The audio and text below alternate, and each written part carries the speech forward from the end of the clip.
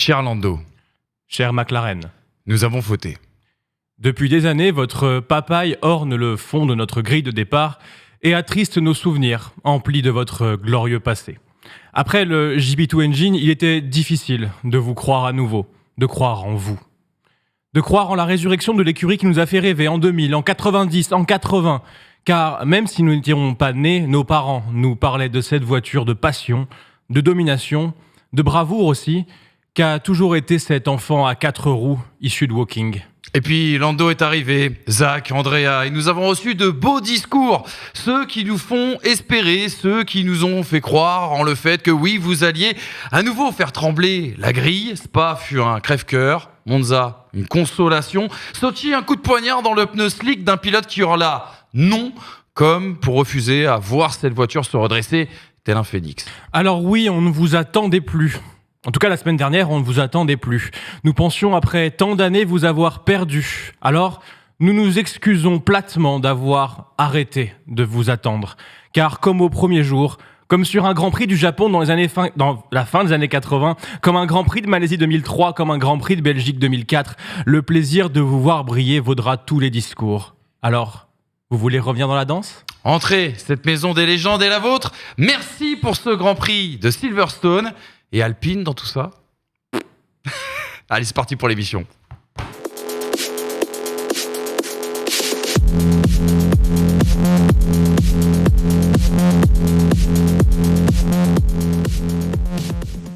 Un petit mea culpa, un long mea culpa, parce que McLaren nous a enthousiasmés, impressionnés dans ce Grand Prix de Silverstone. C'était la 10e manche de la saison 2023 de Formule 1. Et ça tombe bien, on va la débriefer ensemble avec Monsieur Brice Germain, que vous avez découvert tout à l'heure et ses talents de poète.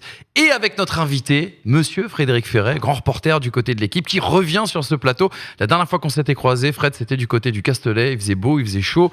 Et la Formule 1 était encore en France. Comment ça va, Fred ? Très bien, et vous ? Eh bien, très très bien. Impeccable. On est super content de t'avoir avec nous.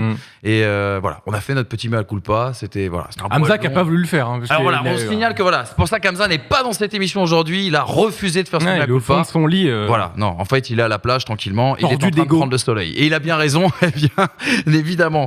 Fred, les vacances en ce moment ? Les vacances en ce moment légères en attendant la Hongrie, voilà. Exactement. Retour aux affaires en Hongrie de ton côté. Silverstone, c'est une... Raconte-nous, parce que toi, tu as l'habitude quand même d'y aller. Pour nous, c'est mythique. Pour nous, c'est un mythe. Pour nous, c'est bien évidemment la Mésopotamie de la Formule 1. Raconte-nous comment ça se vit, Silverstone, de l'intérieur. Ben, c'est comme vous le rêvez. Il faut arriver très tôt le matin. Ouais. On repartira très tard le soir. Et là encore, il y aura des embouteillages. Mais même en arrivant très tôt le matin, les Anglais, c'est des fous dingues. C'est encore plus impressionnant que Monza. Il y a une vraie culture de l'automobile et pas une culture du tifosi, qu'on peut apprécier aussi. Et c'est une autre manière d'appréhender un Grand Prix. Mais vraiment, on sent que ça ressemble encore mieux à l'Albert Park à Melbourne. Exactement. Eh ben, écoute, voilà, pour Moins loin. en moins loin, bien évidemment. Mais plus cher. Quoique difficile plus froid. d'accès, paraît-il. C'est vrai. Difficile d'accès, Silverstone, paraît-il, quand on est Après, il spectateur. n'y a pas beaucoup de Grands Prix qui sont faciles d'accès, j'ai l'impression quand même. Hein. C'est terminé. Ah oui. Si on reparle un jour du Grand Prix de France, eux ont réussi à faire des énormes efforts, mais ça a été les seuls, et ils se sont pris une balle dans la tête. Donc, Exactement. Le Grand Prix de France, je tiens à signaler. On en parlera justement dans l'émission de mercredi. C'est aussi pour ça que Fred est avec nous. Découvrons ensemble, les amis, quels sont les 4 enseignements qui ont retenu notre attention justement pour débriefer ce Grand Prix de Grande-Bretagne. On va parler de McLaren. Qu'est-ce que c'est que ce Beans ? Comment McLaren s'est invité justement en deuxième force du plateau et a autant poussé derrière Red Bull et Max Verstappen. La safety car qui a sauvé aussi le roi Lewis Hamilton. On évoquera Ferrari qui est un petit peu trop soft, un poil tendre en tout cas sur sa stratégie et sur sa gestion des gommes. Et puis Albon peut-il être le roi de la silly season ? C'est l'une des questions qu'on va se poser. Il a encore performé hier. Il a été impressionnant sur cette Williams qui va mieux depuis le Canada. Il y a un sujet dont on ne parlera pas, donc on va prendre 1 minute pour en parler dans cette émission en ouverture. La première victoire de Victor Martins en F2, Brice, et surtout le nouveau podium de Théo Pourchaire qui se rapproche de la tête du classement justement F2. Ouais, si on parle de Victor, je pense que Fred ne me contredira pas. C'était une question de temps, je pense, avant que ça arrive. En termes de vitesse pure, il était là depuis plusieurs semaines. Après, on le sait, il en veut toujours plus. Et du coup, c'est vrai que par rapport à cette F2, où on a besoin d'être régulier, marquer les points, parfois fois, il a pu en vouloir trop, justement. Mais là, bon, en partant en pôle avec tout le grabuge qu'il y a eu derrière, il a fait ce qu'il fallait. Le bémol, c'est ces 5 secondes après avoir quitté la piste au virage 3 ou 4, je sais plus. Mais il avait tellement de rythme qu'au final, il va prendre cette victoire, double podium pour... Non, c'est pour Théo, double podium. Double podium pour Théo, victoire pour... Victoire. Mais en tout cas, ça le remonte au classement. Il revient 5e au championnat. Il était à 88 points. C'est pas très loin de la tête. Hein. Il est à, je crois, une 50aine de points de Frédéric Vesti. En sachant que quand on connaît son début de saison, franchement, il revient un peu de nulle part, Victor Martins, en termes de points.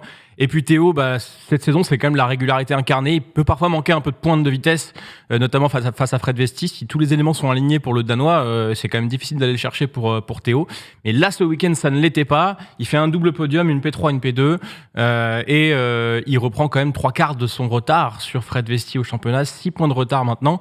C'est exactement ce que Sébastien Philippe attend de lui, à savoir qu'il soit régulier et performant et qu'il prenne tous les points possibles. On sait que la Hart est normalement une des 2 meilleures voitures avec la Prema. Il doit gagner ce championnat s'il veut arriver en F1, sa 3e saison, et pour le coup là, ces points-là vont lui faire du bien pour la confiance. Il lui reste 2 rendez-vous en juillet, et on sait que la saison de F2 se joue particulièrement au mois de juillet, donc c'est très très bien pour nos 2 Français. Petit mot sur Isaac qui n'a pas eu de chance pour le coup, et qui n'a pas de chance depuis le début de saison. Il n'a pas la bonne équipe non plus. Oui, mais après c'est un choix. C'est un choix pour lui, pour briller, pour essayer de faire des choses un peu plus spectaculaires que s'il était en début de grille avec Carlin ou quoi. Donc, pour le coup, c'est un choix où, certes, il se met en avant, mais qui est forcément frustrant sur certains résultats. Donc, voilà, la France se porte relativement bien en F2, et même Clément Novola qui avait fait une belle course au sprint samedi. Donc, voilà, cocorico. Exactement. Elle te passionne, Fred, cette saison de F2 avec nos Français, justement, aux avant-postes? Oui, franchement, je les trouve.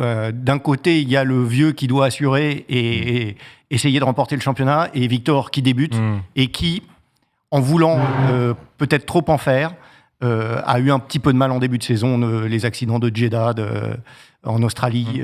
Mais maintenant, je pense que la victoire du dimanche d'hier risque de changer la donne chez Victor. Il avait sans doute besoin d'avoir un petit point d'ancrage de confiance, et ça va lui donner. Ça va peut-être compliquer un peu les choses pour Théo, mais parce que ça doit pas être facile d'être à côté d'un petit débutant comme lui, quand on s'appelle Théo Pourchaire et qu'on doit gagner le championnat. Mais ça peut peut-être aussi l'aider et faire progresser encore plus Hart. Exactement. Et je vous rappelle bien évidemment, la fin du mois sortira notre petit reportage justement dans les coulisses. On était au stage FFSA, au stage équipe de France, avec Théo Pourchaire, avec Victor Martins, avec Isaac Adjar notamment. Et on vous emmènera un petit peu dans les coulisses.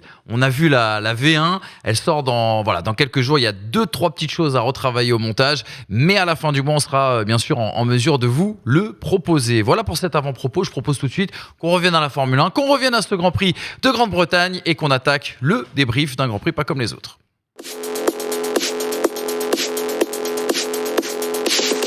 Est-ce qu'on n'a pas assisté d'ailleurs au plus beau Grand Prix de cette première partie de saison 2023 ? On se replonge aussi également dans le classement, le résultat à l'arrivée des 52 tours qui composaient ce Grand Prix de Grande-Bretagne. La 43e victoire en carrière de Max Verstappen, la 8e dans cette saison 2023. Le premier podium de Lando Norris avec McLaren. Hamilton qui a signé, je crois, son 14e podium du côté de Silverstone. C'est une sacrée performance. Piastri, meilleur résultat en carrière avec cette P4, Russell termine dans le top 5. Perez est remonté dans le top 6. Alonso, grâce à la safety car, a pris des précieux points pour Aston Martin qui est un peu en retrait ce week-end. Albon aussi également qui nous délivre une très jolie P8 et je n'ai plus...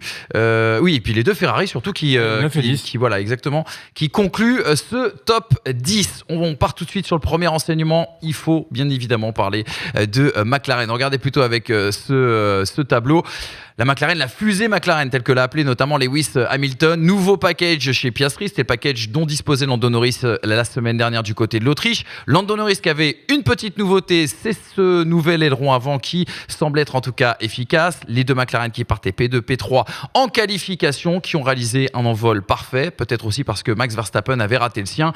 Ils avaient tout simplement ce week-end le 2e meilleur rythme en course, en tout cas ce dimanche. On a vu un Norris quand même impressionnant il faut le dire. Peut-être la course référence aussi également pour Piastri qui, sans cette histoire de safety car, aurait pu réaliser l'undercut sur son coéquipier et aurait pu s'emparer en tout cas de son premier podium et pourquoi pas de la deuxième place. La prudence aussi également de McLaren, on y reviendra pendant la safety car avec ces échanges radio entre Lando Norris qui voulait chausser les softs et la décision finalement de lui mettre les gommes dures. Et puis la grande question sur toutes les lèvres aujourd'hui, c'est est-ce que ces performances du côté de chez McLaren sont amenées à durer? Il y a la confirmation certes du bond en avant qu'on avait déjà entrevu du côté de l'Autriche. Les conditions qui ont quand même gommé les défauts de cette voiture. On sait qu'il aime bien taper dans les gommes, qui est assez gourmande là-dessus. Et on avait plutôt de la fraîcheur du côté Silverstone ce dimanche. Silverstone qui a mis aussi en valeur les qualités de cette MCL 60, notamment dans les virages rapides, notamment dans les lignes droites.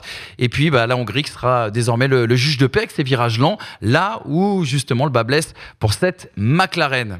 Qu'est-ce que vous Et avez la chaleur. Et la chaleur, tu as raison. Oui, la chaleur, en effet, du Hungaroring. On aura un double test. En plein été. Fred, qu'est-ce que tu as pensé un petit peu de ce week-end de McLaren? Est-ce que tu as été surpris? Nous, on l'a été, je peux le dire. On pensait que c'était circonstanciel du côté de l'Autriche. Est-ce que tu t'attendais à ce véritable beans, comme on l'a mis en titre? Je m'y attends. On ne sait jamais à quoi s'attendre. Ça fait des semaines que j'attends le renouveau de Ferrari. Des semaines seulement? Oui. Ouais, depuis le Canada. J'y crois depuis le Canada et je continue à y croire. À un moment, ils vont trouver le mode d'emploi. Il est caché sous le frigidaire. Puis il est écrit en chinois, quoi. Mais pour McLaren, ce qu'avait fait Piastri était impressionnant et c'était pas uniquement dû au fait qu'il y avait eu la pluie le samedi, on sentait bien que le nouveau package était vraiment très bon. Sur les virages rapides, maintenant ce que j'attends c'est de voir ce qu'elle va donner en Hongrie sur du lent et dans la chaleur. Oui, parce que j'ai l'impression quand même que ce package il a été fortement mis en avant par Silverstone. 4 évolutions majeures apportées en Autriche. Pour gommer les défauts majeurs de la McLaren qui sont la traînée, les virages lents et la dégradation de pneus. Au final, c'est 3 choses qu'on a... Enfin, dégradation un petit peu comme à Silverstone, mais les autres choses, on n'a pas trop à Silverstone. C'est quand même... Ils ont bien tenu en dégradation. Oui, ça a été Alors, il semble que tout le monde tenait. Ça a été... même Ferrari a tenu, mais Ferrari n'a pas trop pris de risques. On en parlera plus tard. 31 degrés de température de piste au grand maximum hier quand même à Silverstone. Ça peut expliquer ça aussi sur la dégradation. Le circuit est exigeant quand même sur les pneumatiques. Là, on n'a pas eu le combo chaleur et dégradation, mais en même temps, pareil, il n'y avait pas de grippe, donc ça aurait pu quand même dégrader un petit peu différemment. Bref, Silverstone, c'est effectivement un circuit de courbe rapide et la McLaren de base avait cet avantage-là. Donc je pense que même avec l'ancien package, elle aurait été plus performante qu'ailleurs, à mon avis, du côté de Silverstone. Mais là, avec le nouveau package, ce qui est fort, c'est qu'on combine virage rapide et on perd la traînée. On n'a plus de traînée sur cette voiture, ce qui fait que certes, avec la réglementation de 2022, ça aurait été difficile pour Hamilton, par exemple, de suivre Norris dans Magos-Beckett-Chapelle. Mais par contre, il n'y avait aucunement moyen pour lui d'aller le rattraper. Dans Wellington. Exactement, et se pointer avant Stowe à hauteur. Impossible pour lui. Donc, ils ont gommé ça, ce qui fait qu'à Silverstone, quand tu enchaînes virage rapide performant et justement pas de traînée, t'es inattaquable. T'es inattaquable. Et au final, ce package-là a convenu parfaitement, que ce soit Oscar Piastri ou à Lando Norris, pour aller se défendre face à une Mercedes qui, visiblement, avait beaucoup de rythme en course. Donc, là, pour le moment, effectivement, c'est circonstanciel. Il ne faut pas se dire qu'on a amené une Evo qui sera extrêmement performante partout, surtout que la Hongrie, c'est un des circuits opposés à Silverstone à ce niveau-là. C'est pas Monza, Hongrie, mais c'est quand même bien différent. Donc, effectivement, c'est à confirmer. Comme quand on dit Ferrari en Autriche, c'était à confirmer. Pas confirmé à Silverstone, mais on le savait en même temps. Là, ça va être à confirmer aussi. En tout cas, ce qui est quand même intéressant, c'est de voir que, au vu de tout ce qu'amènent les écuries, sur chaque circuit, on peut avoir une écurie différente qui fait 2 et 3. Or l'OVNI Max Verstappen, on a vu ça avec Ferrari, on a vu quasiment ça avec Aston Martin en début de saison, et on a vu ça avec Mercedes en Espagne. Aujourd'hui, il y a 4 écuries qui peuvent jouer le 2 et 3. Justement, Fred, c'est quoi toi ton regard sur cette, on est tous à rechercher qui est le meilleur des autres, la deuxième force derrière Red Bull. Aussi. C'est très difficile à analyser et pourtant on Max arrive. le recherche aussi. Oui, à chaque fois, il est étonné de voir un nouveau gars à côté de lui. Pas Pérez. Qui ça? Pardon, P16. Excusez-moi. Justement, c'est assez étonnant. On a l'impression que McLaren a réussi à pousser Red Bull un peu plus dans ses retranchements, comme personne ne l'avait fait depuis le début de la saison. Est-ce que tu es d'accord là-dessus, Fred? Peut-être, mais je pense que je pense que c'est là-dessus, dans cette bataille pour la première place qui a duré 4 tours et demi, c'est vraiment circonstanciel. Et, au départ, ouais. Et il a fallu que Norris réussisse à se mettre en première ligne. Si Charles Leclerc ne fait pas une erreur dans son dernier tour en qualif, il est devant lui et peut-être que les choses changent. Et c'est peut-être Charles qui est devant. Enfin voilà, mais ça a donné un très beau spectacle, ça a donné un beau Grand Prix. On se moque du premier, de toute façon. Aujourd'hui, on fait une Formule 1,5 et puis on regarde qui est le deuxième et c'est lui qui est le vainqueur du Grand Prix. Mais elle est excellente, la Formule 1,5. Hein. Franchement, regardez. C'est vraiment passionnant. Abonnez-vous à F1,5 TV. C'est la catégorie la plus passionnante, on va dire, dans cette saison. Vous avez dit tout à l'heure que voilà, vous restez prudent par rapport à ces performances de McLaren. On attend, tu l'as dit, le juge de paix, ce sera bien sûr Budapest. Par contre, eh bien, parmi les observateurs dans le paddock, il y en a certains qui sont formels. Oui, il faudra compter avec McLaren. Regardez les différents propos, notamment Lewis Hamilton qui nous dit « Si vous regardez la McLaren, c'est logique en la mettant à côté d'une Red Bull. Elle semble très similaire sur les côtés notamment et ça fonctionne. C'est pas un coup d'éclat, mais un signal d'alarme pour nous. Nous devons faire plus. » On a aussi également Andrea Stella qui répond du coup à Mercedes et Lewis Hamilton. « Je suis sûr que toutes les écuries sont inspirées de la voiture de Red Bull, comme elles s'inspirent de toutes les photos que toutes les équipes obtiennent de n'importe quelle autre voiture. » Et puis le mot de la fin pour Lando Norris qui nous dit attention, on a gardé sous la pédale parce que maintenant c'est du 70-30, il nous dit Lando Norris. 70% de problèmes qui ne sont pas encore réglés, 30% de soucis résolus en rendant la voiture plus rapide, en ajoutant de l'appui aérodynamique et en développant une meilleure performance. Ils ont raison d'être inquiets les autres. Ce qui est intéressant en tout cas, c'est qu'on voit une nouvelle écurie qui a cassé le plafond de verre. Je veux pas mettre un tacle gratuit à Alpine parce que bon, c'est notre écurie française, Cocorico tricolore, mais on attend la même chose. On attendait la même chose en début de saison de la part de Alpine. Tu l'as dit tout à l'heure, on a vu Aston Martin le faire, là désormais McLaren. Est-ce que on n'est pas encore une fois dans l'homogénéisation de ce concept 2022, c'est-à-dire que maintenant tout le monde va essayer de copier Red Bull?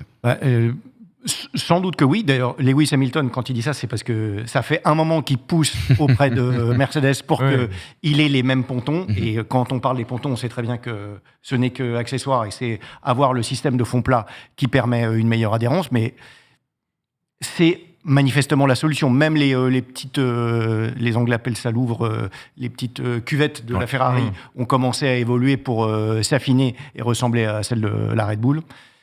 On devrait voir une nouvelle Red Bull à Budapest, avec de nouveaux pontons. Avec de nouveaux pontons. Tu sais, c'est une question qu'on te pose parce que toi, tu as l'habitude d'être dans le paddock. Beaucoup, tu sais, quand Pérez est sorti, notamment à Monaco, on a vu les fameuses photos de ce fond plat. Beaucoup de patrons d'écurie se sont exprimés en disant c'est pas parce qu'on a ces photos-là qu'on comprend tout le système, tout la mécanique, toute la manière de fonctionner. C'est de l'intox. Ils ont quand même pris les photos. Mais... Bien sûr, c'est comme si je te donne la recette du saumon à l'oseille de Pierre Troisgros.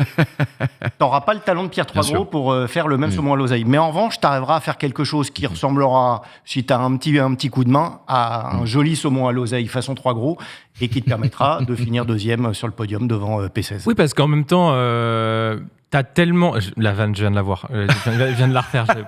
En même temps, il y a tellement d'écart entre Red Bull et les autres que si tu copies ne serait-ce qu'un tant soit peu grossièrement Red Bull, visiblement ça suffit. Aston Martin l'a fait, McLaren l'a fait, et au final ça suffit pour, en tout cas, jouer des positions qui sont drastiquement meilleures que ce qu'ils avaient avant. Je pense qu'Alpine aimerait bien aujourd'hui avoir le package de McLaren en performance et en fiabilité. Mais il faut se donner les moyens de ça. Alors justement, est-ce que aujourd'hui la performance se joue à la copie ou est-ce que la performance se joue au développement by themselves d'un concept de vie en autarcie là-dessus, quoi. Quand tu dis se donner les moyens, c'est quoi? C'est recruter les meilleurs chefs aéros, c'est se donner les moyens dans la structure et dans l'organisation. On va arrêter parce que ça fait 10 ans que Renault puis Alpine nous dit qu'ils ont besoin de grossir. Ils sont à 850. Je vois plus où est la nécessité de grossir. Ils ont tout en fait. Ils ont absolument tout. C'est pas Aston Martin. La chose, c'est est-ce qu'il y a les bonnes personnes au bon endroit. Et ça, il suffit plus de recruter. C'était Fred Vasseur qui racontait qu'on va arrêter de focaliser sur un nom. Parfois, il vaut mieux prendre 40 aérodynamiciens du train arrière qui sont inconnus pour travailler ce domaine-là parce que c'est la faiblesse de la voiture, ou c'est la volonté du patron d'avoir une philosophie sur cette voiture-là. J'ai le sentiment que Alpine n'évolue pas. La philosophie de la voiture, je la vois pas. Ils ont fait un podium, mais le podium, il est dû au tour magique de Esteban Ocon du samedi à Monaco, pas du tout comme McLaren. On voit bien que s'il n'y a pas le safety car, Piastri est 3e, et donc c'est pas anodin. Ça veut dire que la voiture fonctionnera sur des circuits à grande vitesse. Même Pérez est même pas sûr d'avoir le rythme des McLaren. Hein. On l'a pas vu. Il était dans le rythme des McLaren hier, même quand il était dans la. Il faut encore le dépasser. Enfin, ce que je veux dire, c'est que si jamais, même s'il n'était pas en trafic, s'il n'était pas P15 au départ, aussi bien, la McLaren, elle avait pas un rythme de Red Bull, mais elle avait un rythme largement deuxième, quoi. Ce qui n'a jamais été le cas, effectivement, d'une écurie comme Alpine à ce moment-là. Moi, je pense qu'il faut prendre la chose dans le sens où, quand ils sont arrivés en début de saison, je pense que tu étais aussi à Londres au moment de la présentation, ils nous ont dit que la voiture c'était un monstre, qu'elle avait réglé ses problèmes, qu'ils avaient amélioré les choses. Et certainement que c'était le cas. Enfin, je pense pas qu'Esteban Ocon était en train de nous mentir à ce moment-là, que quand ils ont testé à Silverstone, ils disaient « ça n'a rien à voir avec l'an dernier ». Sauf qu'en fait, on est bien d'accord qu'un championnat du monde, ça se joue contre les autres.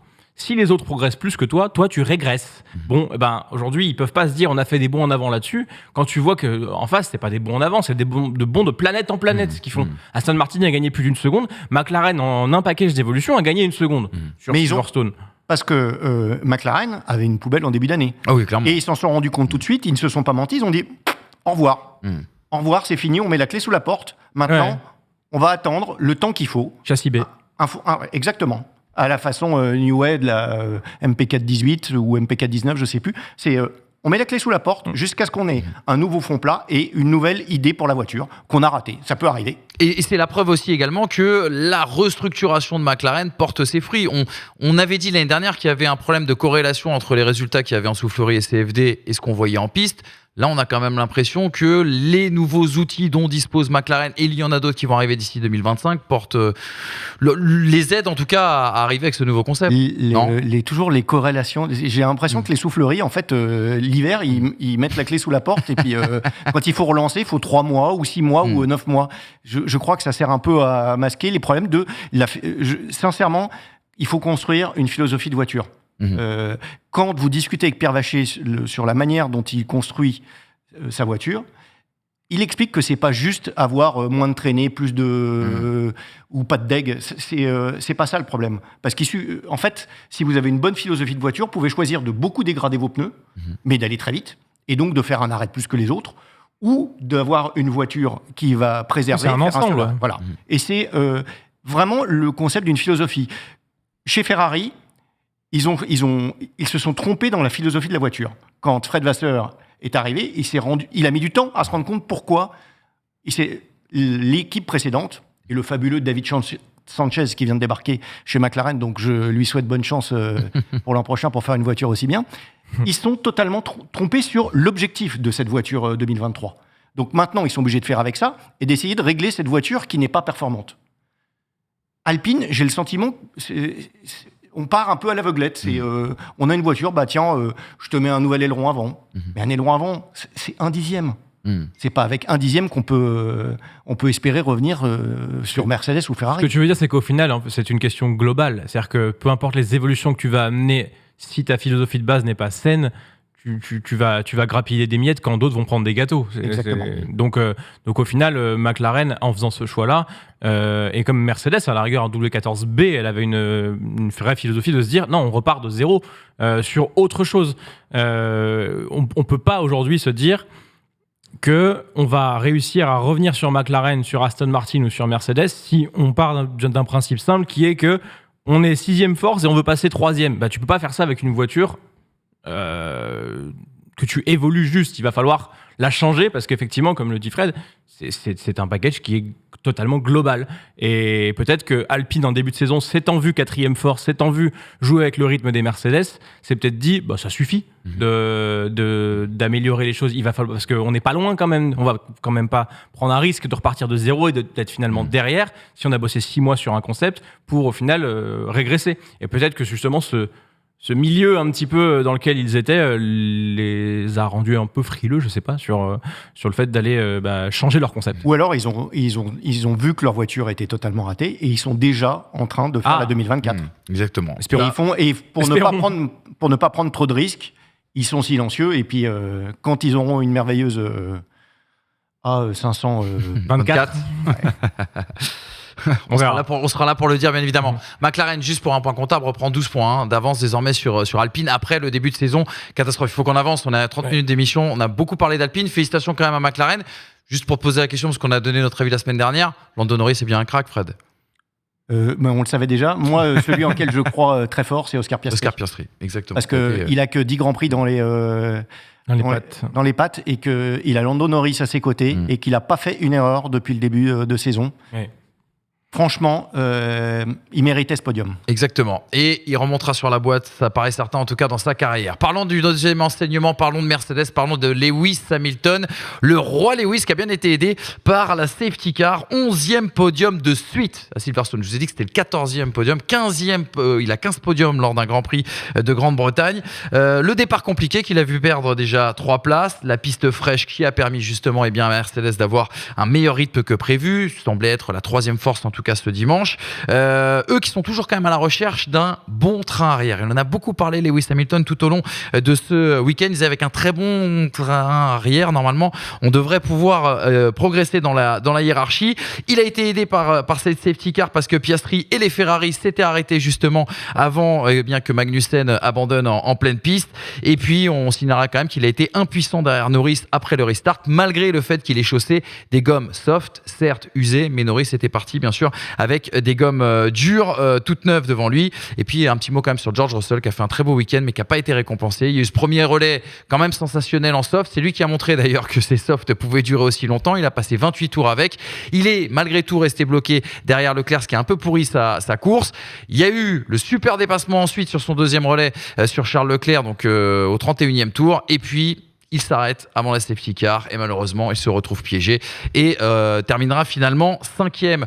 Mercedes, petite bonne surprise aussi également parce que c'est vrai qu'après les essais libres, enfin je sais pas quelle était votre analyse vendredi soir, on les attendait peut-être pas à pareille fête ce dimanche. Mais le rythme de course a toujours été leur force et finalement l'optimisation de la stratégie aussi, la maximisation mais quand tu vois ce qu'ils arrivent à faire d'un week-end, peu importe d'où ils partent, c'est quand même toujours prodigieux quoi. Mais c'est surtout, ils savent toujours faire les bons choix de pneus. Je suis en train d'y repenser. Sauf pour Russell, fallait le faire. Hein. L'an dernier, à Barcelone, on découvre soudain qu'on peut faire un Grand Prix avec des hards, avec eux. Derrière, par exemple, Ferrari va aller se prendre les pieds dans le tapis en Hongrie parce qu'ils vont dire ça marche, il fait chaud, ça peut marcher aussi. Non, ça marche pas. Sauf à bien régler la voiture et à savoir que ce jour-là, le pneu hard peut fonctionner avec sa voiture et son pilote. On peut revenir pour Hamilton sur... il a eu de la chance avec la safety car. La chance, il y a toujours un... D'abord, il a un ingénieur de folie, donc qui est capable de l'écouter, qui est capable de le faire taire. Et derrière, il faut être en position de profiter de la chance. C'est ce qu'il a fait. Il en a, mais... ceux qui ont toujours de la malchance, c'est pas un hasard non plus. Mais c'est vrai que, je reviens juste sur Bonington, dont parle Fred. Pardon. Bono. Oui. La télé. Bono. C'est vrai que quand tu décortiques un petit peu les conversations radio, je vous invite à regarder ça sur la F1 TV ou quoi, c'est quand même straight to the point. Dans les deux cas, que ce soit d'Hamilton à Bono ou de Bono à Hamilton, il se pose des questions, mais il y a rarement des doutes en fait chez les deux. Tu vois la conversation de Carlos Sainz avec son ingénieur. Norris même avec hier avec son écurie. C'est vrai qu'on en a pas parlé de cet épisode, mais au moment où il demande les softs et qu'on lui met les hards, alors ça débat. C'est pas le. Certes, il faut de l'adaptabilité. Enfin, c'est normal. Mais Hamilton fait confiance à Bono pour ses choix et Bono fait confiance à Hamilton quand il dit quelque chose. Et à partir de là, en fait, il n'y a pas besoin de débattre. On applique les plans qu'on a mis en place et au final, ça se passe toujours relativement bien quand même. Le fait de s'arrêter pour la safety car, c'est un fait, oui, mais pour autant, c'est pas forcément de la chance. Si la Mercedes arrive à garder ses gommes, c'est pas forcément de la chance. Si George Russell part en soft et indique à Lewis Hamilton qu'il peut terminer la course en soft, c'est quelque chose qu'on met en place sur une stratégie différenciée, ce que n'a pas fait Ferrari, par exemple, en partant en double médium. Et alors qu'il manquait cruellement d'expérience, puisque la séance de L2 a été tronquée. Mais c'est justement pour ça qu'ils étaient totalement perdus. C'est-à-dire qu'on a vu une équipe stratégiste de Ferrari qui recommençait à prendre des risques ces derniers Grands Prix. Et plus là. Et soudain, d'un seul coup, on n'a pas les données. Donc, on ne sait pas ce qu'on fait. Curiosité. Et je ne crois pas une seconde que Charles Leclerc n'était pas dans le rythme de ce premier relais. C'est clairement qu'on lui avait indiqué de rouler doucement et de préserver ses pneus parce qu'on ne sait pas où ça va aller. Donc, il roule doucement, il se prend une danse, Sainz klaxonne.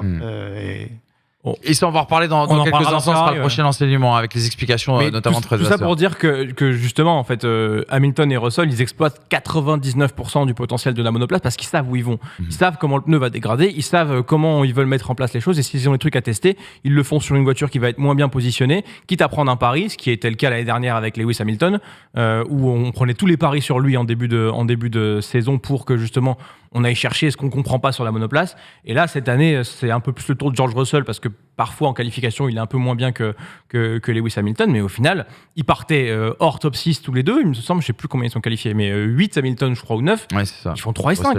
Ils font 3 et 5. Et le rythme n'a pas à rougir de celui de la McLaren qui, elle, partait 2 et 3. Personne n'a fait jeu égal avec Mercedes hier en course, si ce n'est Verstappen et les deux McLaren. Alors que on voyait Mercedes en samedi au niveau d'Alonso, au niveau de un peu mieux que l'Aston. Un peu mieux que l'Aston, ça veut dire Alonso. On imaginait après les EL2 que ça allait être un tir groupé entre McLaren, Mercedes et Aston, que ce serait très serré. Que Ferrari, ce serait plus haut. On s'est complètement planté, mais les conditions étaient différentes. Quand les pilotes vous disent il y a beaucoup de travail le vendredi soir, c'est pas faux. Hein. Si vous restez sur un circuit le vendredi soir et vous y étiez au Paul Ricard, vous voyez bien qu'il y en a qui partent. Alors, Verstappen, il est parti avant même que il ait répondu aux questions. Mais il y en a qui restent très longtemps, et surtout les ingénieurs sont là. L'équipe de développement pneumatique, parce qu'il y a une équipe de développement pneumatique dans les écuries, et celle de Mercedes, qui est gérée par un ingénieur français, Loïc Serra, en relation d'ailleurs avec l'ingénieur de Pirelli, qui est français aussi, Nicolas Rangel. Je peux vous dire qu'il bosse sur la façon dont les pneus ont été dégradés, ou pas, sur ces FP1 et ces FP2. Et au final, ça leur permet quand même d'avoir très régulièrement une gamme de gomme de tendreté d'avance sur les autres. Faire medium soft là, c'est une gamme de mieux que Ferrari. Et c'est au final ce qui leur donne certainement un rythme largement meilleur. Parce que au final, en faisant ça, la perte que tu as en qualification, tu l'as totalement gommée. Et ils mettent 15 et 10 points, ils mettent 25 points quand Ferrari en met 3. Pour une lutte à la P2 au championnat, on se demandait tout à l'heure qui est la deuxième force du championnat. Il faut oublier la perf pure cette saison, j'ai l'impression, parce que la perf pure, elle ne fait que bouger. Par contre, si tu prends les week-ends dans leur globalité, et par rapport à la gestion humaine, la gestion justement de clutch, la gestion des deux pilotes, la gestion pneumatique, et tu prends tout ça et que tu fais une globalité, est-ce qu'il y a vraiment contestation sur le fait que c'est Mercedes, la deuxième force ? Je ne suis pas sûr. Fred, toi qui as vu débuter Lewis Hamilton, toi qui as écrit un livre sur Lewis Hamilton, toi qui croises souvent Lewis Hamilton en zone de presse, en conférence, en interview, comment ça se fait qu'il n'est toujours pas re-signé avec Mercedes ? J'aimerais bien savoir. J'ai été étonné de la remarque de Toto Wolff en Autriche quand il lui demande de se taire. C'est assez rare et on sentait un certain agacement. Donc je pense que ça doit se jouer sur les... Comme il dit, les détails. Il dit que tout est réglé au niveau argent et durée. Et durée, ça paraît étonnant, ça. Surtout sur la durée. Est-ce que c'est pas la durée qui bloque, tu penses Ouais, je pense que c'est ça. Et moi, je pense que c'est la liberté d'activité annexe. Il en a déjà énormément. Moi, je pense que c'est plus pour la durée. Il veut un long contrat, il veut un long bail. C'est ce qu'il a dit en tout cas. Est-ce que c'est de la communication ? Il y a deux possibilités. Moi, je suis Toto Wolff. Je ne fais pas l'erreur du management d'Alpine et de dire Fernando Alonso est trop vieux et il avancera plus. Je peux pas prendre le risque, il coûte trop cher. Il coûtait moins cher qu'Ocon. Et je ne signe qu'un an. Moi, je suis Toto Wolff. C'est minimum 3 ans que tu restes avec moi. Alors oui, il va falloir débloquer un petit 150 millions auprès de Stuttgart. Ils en vendent des EQ, c'est bon. Ça va être le premier problème, mais c'est ça. Pour moi, on approche de 2026 et Lewis veut son 8e titre, comme Max va vite le rattraper par derrière. Donc il faut qu'il soit armé pour avoir un choix en 2026. Et je pense que il n'y a pas grand... Soit il y a une possibilité avec Red Bull, soit il y a une possibilité avec Ferrari. Et il faut qu'il se garde les mains libres. Et je pense que c'est ça qui le... Mais Toto Wolff n'a-t-il pas peur de l'ascension de George Russell et de revivre une Rosberg avec Hamilton et de garder Hamilton trop longtemps, justement?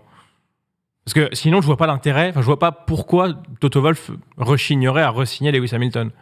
En tout cas, même à prix d'or, je veux dire, ça reste le meilleur en toutes les stats. Lui ne rechigne pas, c'est qu'il faut juste sortir les sources. Ah, c'est Daimler. Ouais, bon. Alors, et en même temps, quel plus bel emblème pour Mercedes que Lewis Hamilton quand on voit l'histoire commune et voilà, toutes les différentes étapes.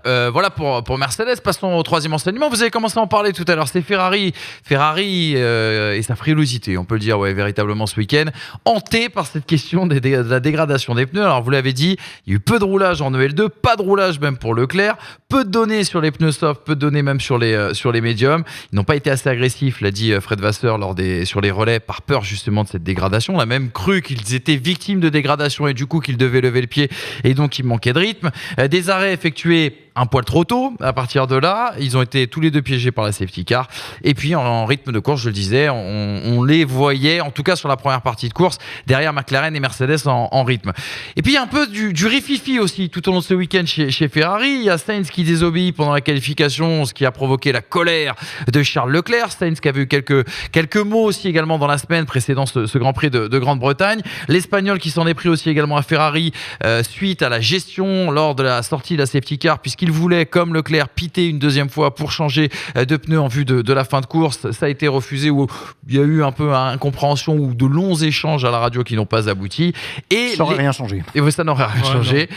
Et les rumeurs surtout du départ de Sainz fin 2024, puisqu'il a un contrat avec la Scuderia jusqu'à la fin de saison 2024. Juste pour aller plus loin sur les explications, voilà ce que nous disait Fred Vasseur, justement. C'était au micro de Canal+ hier à la fin de la course.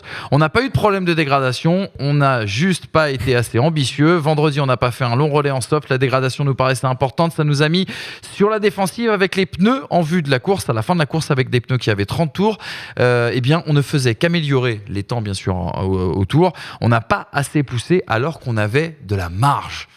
Alors, je peux vous dire qu'à Maranello, ce matin, j'aimerais pas être un Italien, parce que Fred Vasseur, c'est un gentil, mais quand il se passe ça, ça va souffler un peu sévère.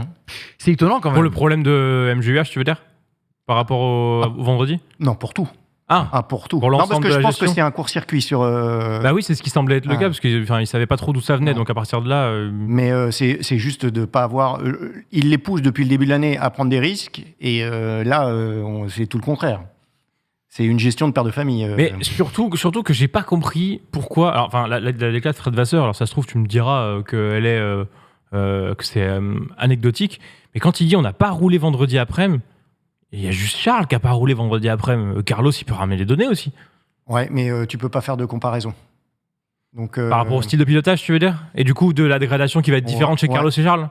Oui, et puis tu peux pas utiliser toutes les gommes avec tous les réglages possibles. Donc tu pars avec un type de réglage et tu vois que ça dégrade à 2. Et tu coches 2. Mais t'es pas sûr de... Oui, t'as pas de fenêtre. Voilà. Ouais, je comprends. Après j'imagine qu'ils ont des logiciels pour compenser ça, mais... Je sais pas, c'est pas la première fois qu'un pilote rate une séance d'essai.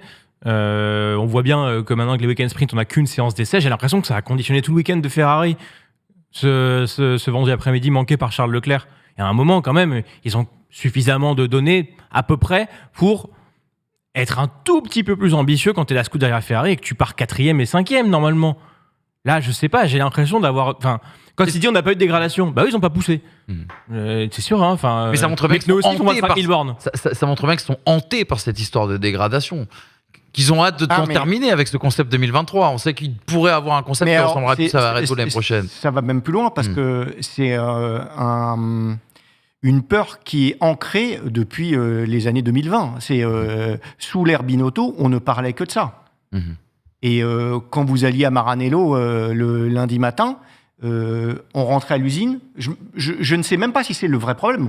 C'est que on a tous, nous les premiers, les médias, on a tous tellement résumé le problème de la Ferrari de ces années 2020 à ouais, elle va super vite, mais qu'est-ce qu'elle mange les pneus, qu'on en oublie peut-être le problème essentiel qui est ailleurs, et que, pris par la pression médiatique italienne, Ferrari subit cette peur-là qui peut-être n'est accessoire. Bah, surtout, ça allait mieux quand même en Autriche. À ce niveau-là, au Canada, ça allait mieux. Oui. Depuis l'apport du package, c'est au Canada. Canada, oui, tout à fait. C'est mieux. Alors, ok, Silverstone, c'est différent, je suis bien d'accord, mais je sais pas, tout le week-end, on les a entendu dire c'est pas notre fort, c'est pas chez nous, c'est pas ici qu'on va réussir à faire quelque chose. Il place la voiture 4 et 5 alors que Charles, il a même pas de relais, il a même pas de simu-qualif en EL2. Carlos, il est très bon quand même depuis quelques semaines.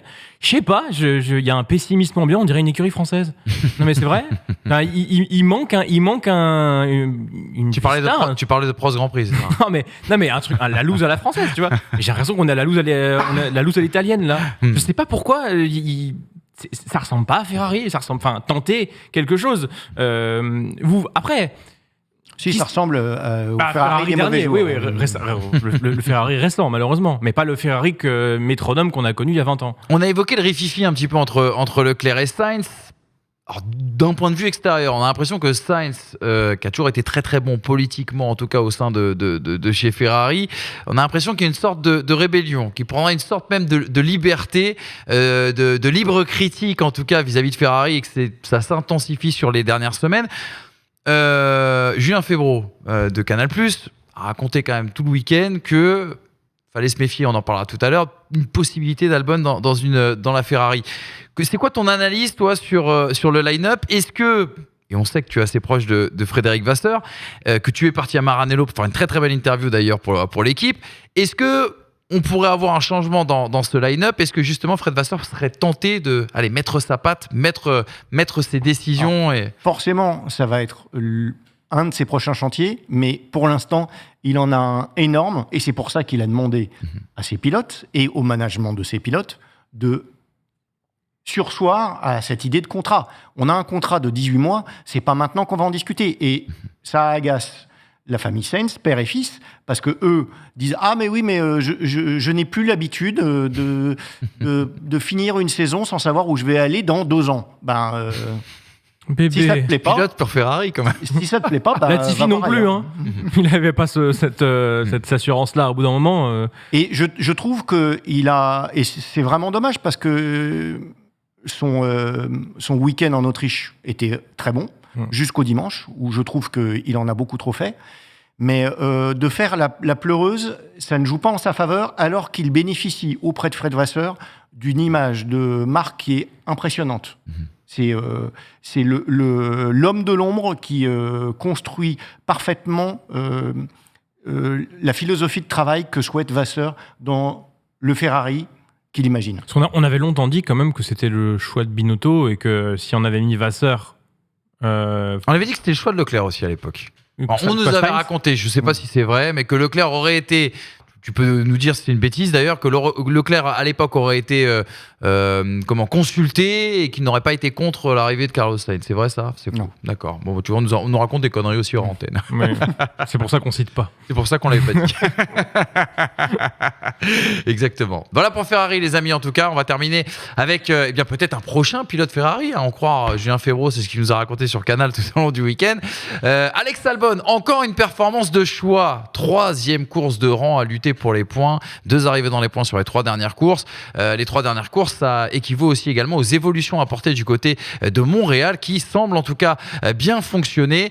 Lui qui visait une stratégie à un arrêt, il l'a avoué après la course, notamment sur les antennes de la F1 TV. Il a été l'un des grands bénéficiaires aussi également de l'intervention de la safety car. Il a dépassé Sainz en piste. Il a quand même poussé aussi également l'Aston Martin d'Alonso sur la fin.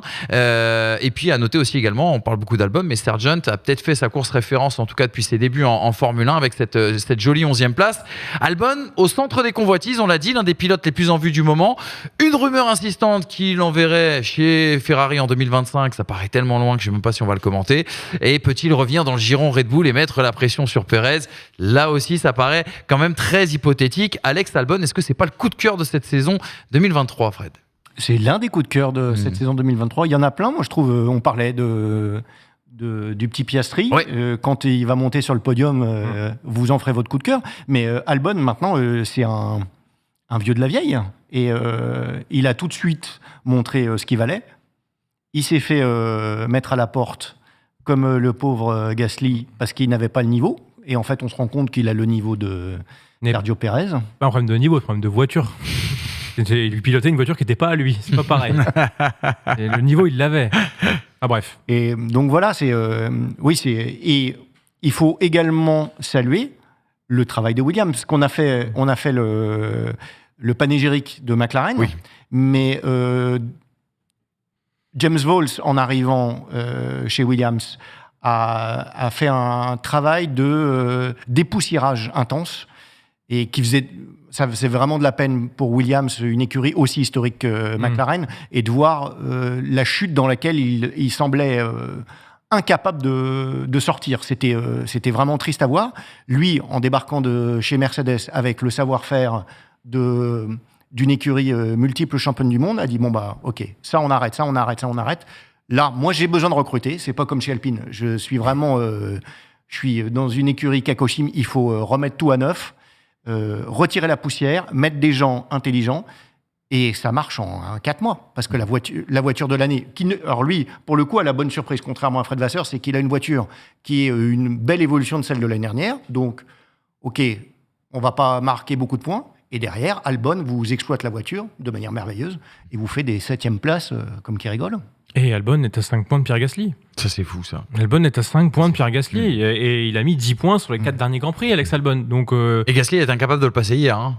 Faut le dire aussi. Oui, mais parce que justement, cette voiture qui est trop rapide en ligne droite, on nous dit ça, puis au final, Mais tu vois, Albon dans le secteur 2 à Silverstone, c'est ce que j'allais dire. Il n'y avait rien à rougir. Hein. À force de dire que cette voiture va vite en ligne droite, on oublie aussi de dire sans doute les difficultés à la conduire dans les virages à basse vitesse. Parce que c'était le cas au départ.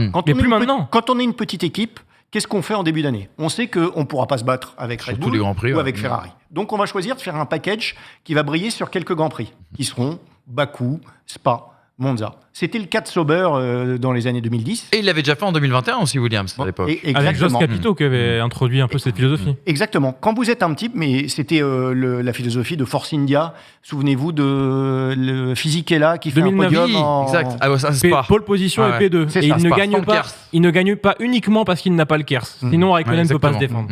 Voilà.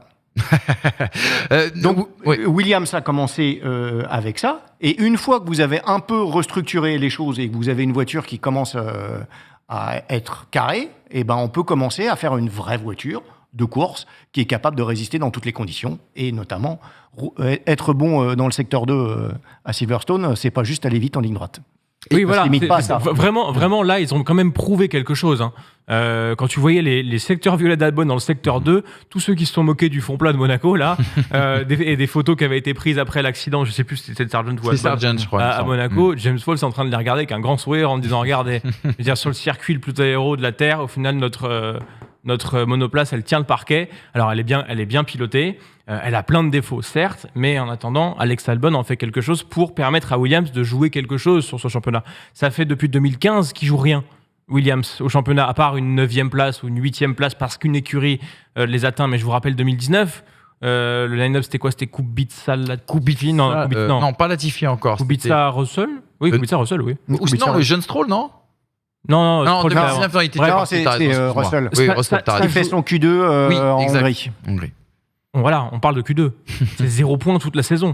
Williams est quand même en train de se redresser. Première pole de Verstappen. Ah oui, c'est vrai. Hongrie 2019, oui, c'est ça. Et il a mis du temps à la choper, sa pole. 3 ans après sa victoire. Bref, tout ça pour dire que Williams, par rapport à 2015, qui tapait des pôles et qui pouvait jouer la victoire avec Bottas et Massa, l'outil vieillit. L'outil a vieilli et il est plus adapté, surtout au changement de réglementation comme ça. On dit même, excuse-moi de te couper, mais on dit même qu'il faudrait injecter quelques centaines de millions d'euros pour remettre à niveau les infrastructures de Williams et leur permettre en tout cas de disposer d'un outil un peu similaire aux autres. Et c'est le discours de James Hall. Il faut, oui, faut lire entre les lignes. Chacun va vendre sa marchandise. Donc je suis malheureux, j'ai besoin de beaucoup d'argent et j'y arriverai pas. Et s'il vous plaît, monsieur. Donc, oui, il y a besoin, c'est sûr. Peut-être pas autant que ça pour débuter. Et d'ailleurs, la preuve, c'est qu'il y arrive très bien. Hein. Exactement. Est-ce qu'Albon peut être le roi de la silly season ? Est-ce qu'il peut se passer des choses pour Alex Albon dans cette silly season ? Moi, j'ai le sentiment que c'est celui qui, pour l'année prochaine, a la plus grosse cote de... Comment dire ? Liberté sur le marché, /salaire, / potentiel à prouver. Je pense que c'est lui qui, potentiellement, peut faire le plus gros bond.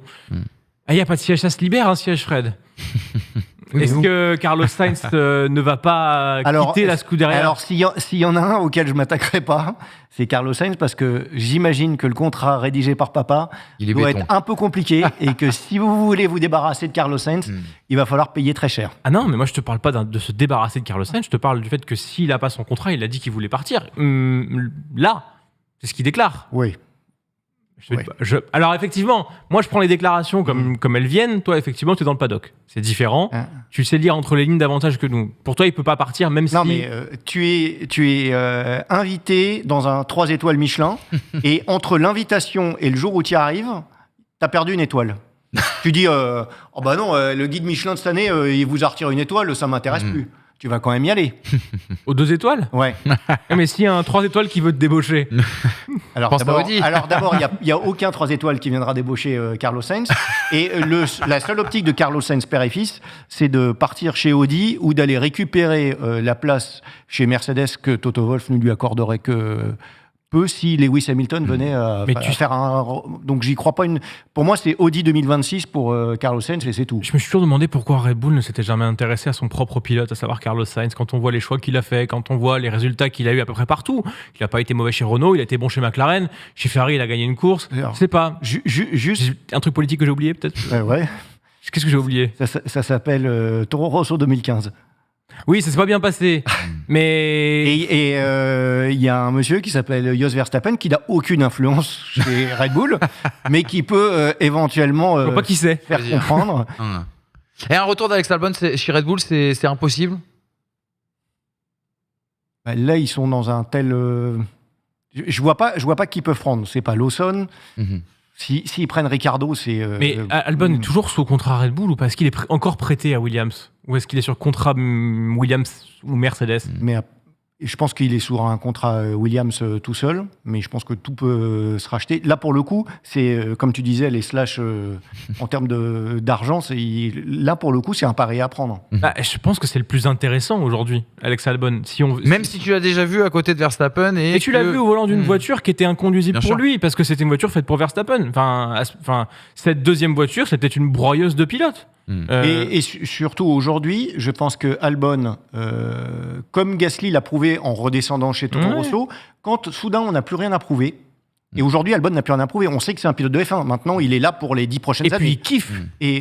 Et donc, il n'a pas besoin d'aller surpiloter et d'aller essayer de montrer « Oh, je suis à côté de Max Verstappen, je vais tenter de le doubler, de faire plus vite que lui et d'aller me mettre dans les rails. » Ta seule vie quand tu es chez Red Bull, c'est qu'on regarde à combien de dixièmes t'es de Verstappen. C'est la seule chose qu'on regarde sur toi. Ah bah il a 4 dixièmes, ah bah il a 6 dixièmes, ah bah il a 1 seconde, ah bah il a 2 dixièmes. Là, Alex Albon, il kiffe.